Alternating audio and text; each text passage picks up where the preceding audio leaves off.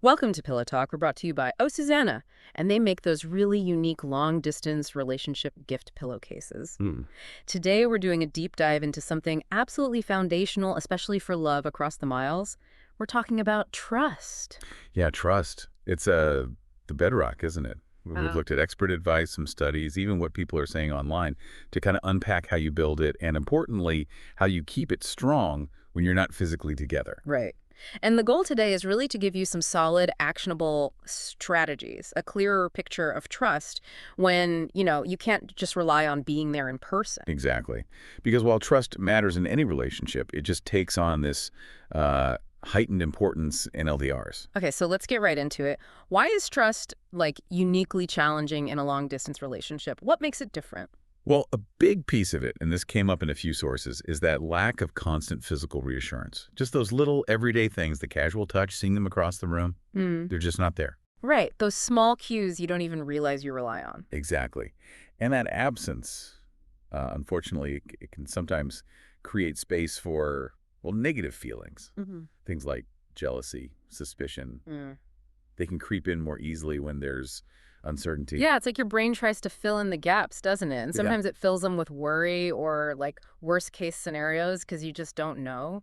that's a great way to put it. The distance creates a kind of vacuum, and anxiety loves a vacuum. And there was also this point about the visiting factor. Oh, yeah. Yeah, sometimes the perception, maybe even just subconsciously, is that LDRs are less likely to succeed simply because meeting up frequently isn't possible. That can kind of weigh on things too. Okay, so it's vital, but it's also kind of fragile, or at least needs more conscious effort. So how do couples start building that foundation? Where do you begin? Well, a really basic fundamental thing is having that core belief, that faith, that your partner isn't going to cheat. It sounds simple, but it's an active choice you make. An active choice, yeah, not just assuming. Right. And there's this fantastic quote from Stephen R. Covey that one study mentioned. Trust is the glue of life. It's the most essential ingredient in effective communication. It's the foundational principle that holds all relationships. Wow. The glue of life. That really puts it into perspective, doesn't it? It holds everything together. It really does. Huh. And another key point from the research is that trust isn't, you know, instant. It builds up over time, slowly, through experiences. Makes sense. And they talk about something called dyadic trust, which Mhm. basically means the trust that develops specifically between you two based on how your partner actually treats you. Ah, so it's not just about whether I'm a trusting person, but about whether their actions make them trustworthy to me. Exactly that. Are they consistent? Do they keep their word? Are they honest with you, especially when it's tough? That's dyadic trust building up. Okay, got it. And that naturally leads into communication, I imagine. Oh, absolutely. Communication kept coming up again and again. The Reddit LDR community basically called it the golden rule. The golden rule. Can't argue with that. And it's essential for keeping that emotional connection alive, obviously, Right. but also for sorting out conflicts when they pop up. Because you lose so much body language over distance. Yeah, all those nonverbals. Right. So you have to be much more explicit with your words, saying how you feel, what you mean. Mm. It's critical to avoid misunderstandings just spiraling. That makes total sense. You have to verbalize what might normally be shown through a look or a gesture. Someone on Reddit also made a good point, didn't they, about it not just being about talking all the time. Yes, that was a great point.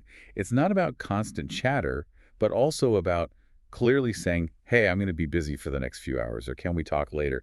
Just keeping your partner in the loop so they don't wonder what's going on. Managing expectations around availability. Consideration, basically. Exactly. And then there's this concept called radical honesty. Radical honesty. Sounds intense. It kind of is, but maybe in a good way. It means being really open, sharing your feelings, yes, but also your insecurities, your fears, maybe even disappointments you're having related to the distance or anything else. Real vulnerability. Okay, wow. That takes courage, but I can see how that would build massive trust if both people are doing it. That's the idea. Feeling truly heard and understood, especially when you share something you're insecure about, is described as like a profound salve to the overthinking and fear that distance can breed. It creates safety. A salve, I like that. Because holding things back, being less than honest, that just creates more distance, doesn't it? More room for doubt. Precisely. And practically speaking, some people suggested having Regular check-ins. Check-ins, like Yeah. scheduled chats. Yeah, like setting aside a specific time, maybe weekly, where it's safe to just talk about how things are going, how the week was, any worries, how you're feeling about the relationship itself. A dedicated space. That sounds really healthy. Okay, so communication is huge. What about other like day-to-day actions? What are some concrete strategies people can use? Setting expectations is definitely a big one. Talking openly and agreeing on things like how often will we realistically call, text, video chat, when can we plan visits. Having that shared understanding creates predictability, reliability. Right, so no one's left guessing or feeling like they're putting in more effort or less. You know what to expect. Mhm. And then technology, use it well. Video chats were highlighted everywhere, actually seeing each other's faces, expressions. Yeah. It bridges the gap so much more than just voice or Oh, text. absolutely. Video calls make such a difference. It feels much more like you're actually with the person. You pick up on smiles, eye contact. Exactly. That shared presence, even virtually, builds intimacy. And related to that, having virtual date nights, Yeah. Like what kind of things? getting creative, maybe taking an online cooking class together at the same time, watching the same movie and texting reactions, doing a virtual tour of a museum. Mm. Things that keep the romance and fun alive. It shows you're still prioritizing quality time. That's important. Making an effort to still do things together, even if it's virtual, it reinforces the couple feeling. Definitely. And something from the Gottman Institute, cultivating a culture of fondness and admiration. Okay, what does that mean? It means consciously focusing on your partner's positive qualities, thinking about what you appreciate, what you admire about them. It helps counteract any negativity that might build up just because the distance is frustrating. Remembering the good stuff. That's a really good practice. It's easy to focus on the difficulty, so intentionally shifting focus. Yeah, that's powerful. Powerful. And alongside that, building love maps.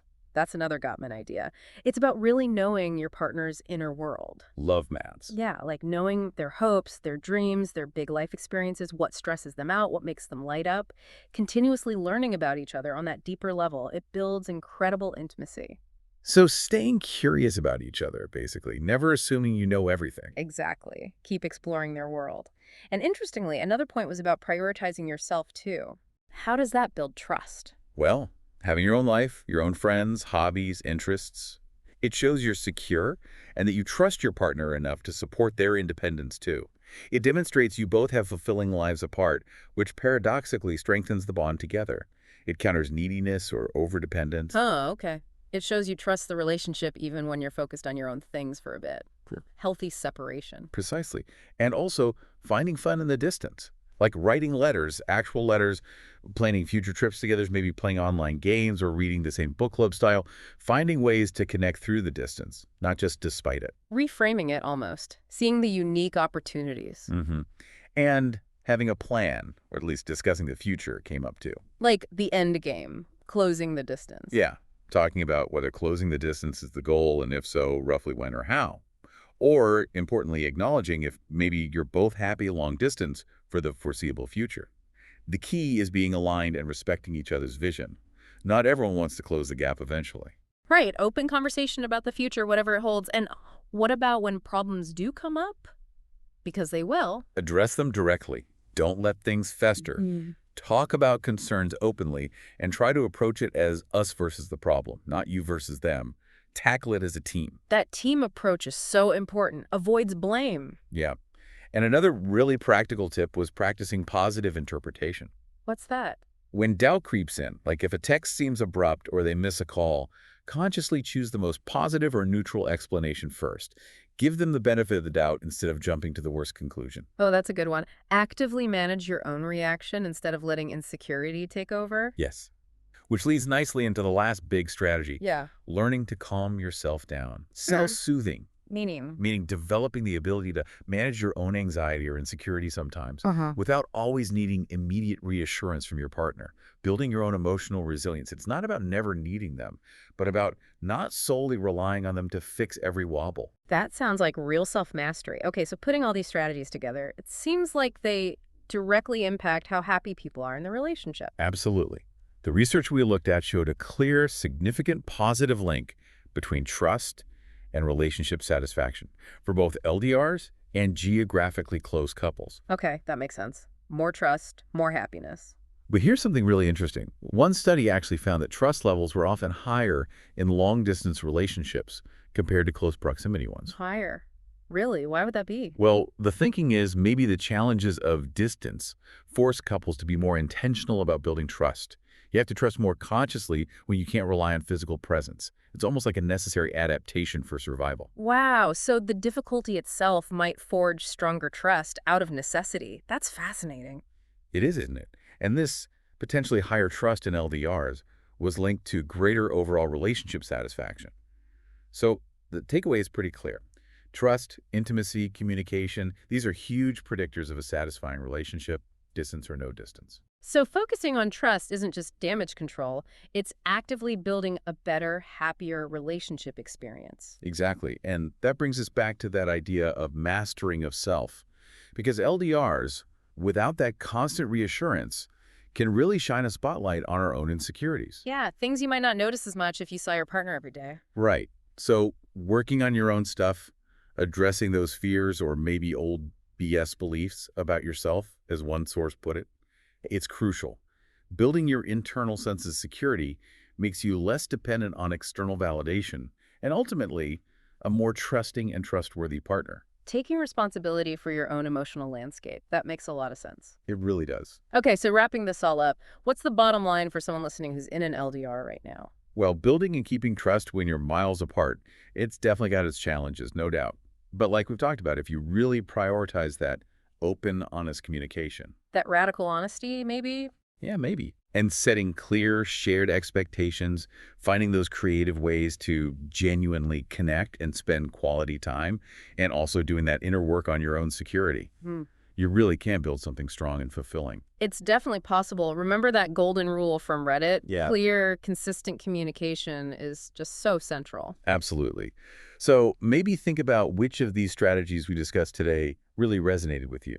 What feels like something you and your partner could try implementing? Yeah, find what works for your specific relationship. And hey, for some more thoughtful ways to feel close, even when you're far apart, do check out Susanna. They have those lovely long distance relationship gift pillowcases we mentioned at the start. Good reminder. Thanks so much for joining us for this deep dive into trust on Pillow Talk.